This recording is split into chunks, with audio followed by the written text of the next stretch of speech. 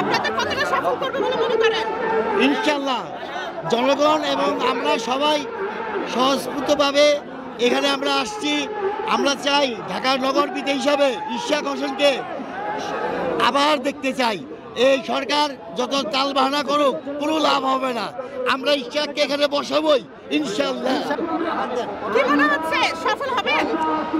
ইনশাআল্লাহ আমরা যেহেতু হাইকোর্টের রায় এবং নির্বাচন কমিশনের গ্যাজেট যে পাশ হয়েছে, গ্যাজেট পাশ হওয়ার উপরে পরিপ্রেক্ষিতে আমরা অবশ্যই সফল হব এবং ইশরাক হোসেনকে আমরা জনতার মেয়র হিসাবে এবং জনতার মেয়র এবং মেয়র পদে স্বপদে বহাল থাকে এটার জন্য আমরা আমরণ চেষ্টা করে যাব ইনশাআল্লাহ। আপনাদের এই যে ব্লকেট এবং আরেকটা বিষয় হচ্ছে আপনারা উপদেষ্টা আসিফের কেন পদত্যাগ চাইছেন? আপনারা দেশের আইনের শাসন ব্যাঘাত ঘটাচ্ছে উনি আইনের শাসনের ঊর্ধ্বে যায়। উনি অনেকভাবেই কথা বলতেছে, যেটার জন্য আমরা তার পদত্যাগ দাবি করছি।